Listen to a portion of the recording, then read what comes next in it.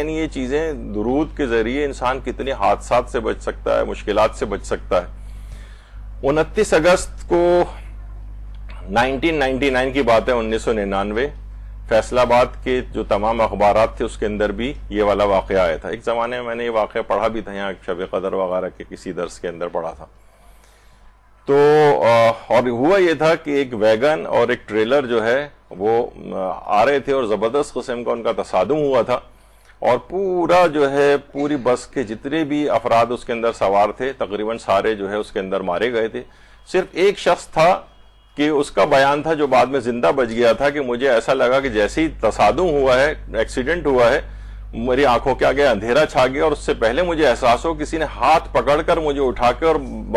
بس سے باہر کھڑا کر دیا۔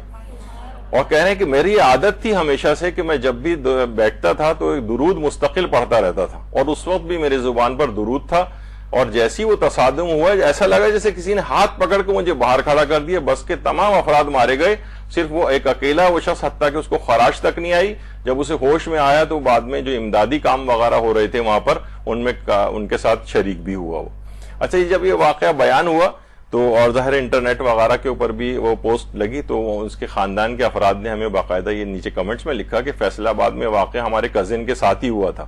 اور یہ بالکل سچ ہے، مقرر صاحب سچ فرما رہے ہیں، اور گاؤں کے گاؤں اور شہروں کے شہر اس کو دیکھنے کے لیے آئے تھے۔ یعنی ایسا کیا ہوا کہ پوری تباہ و برباد، یعنی ایک آدمی اس میں نہیں بچا، اور ایک آدمی ایسا تھا جو یہ عمل کر رہا تھا اور اس کو خراش تک بھی نہیں آئی۔ تو یہ واقعتاً دیکھا جائے تو ایک بڑا حادثات سے بچانے والا عمل ہے۔ اسی طریقے سے 1999 میں ہی، اچھا یہ واقعہ جو تھا فیصل آباد میں یہ گجرانوالا روڈ کے اوپر جو ہے پیش آیا تھا، اور 1999 میں ہی جو ٹوبا ٹیک سنگھ ہے وہاں پر ایک گیس فیلڈ تھی، اس میں سوئی گیس کے افراد جو ہے وہ کام کر رہے تھے، تو اچانک سے وہاں آگ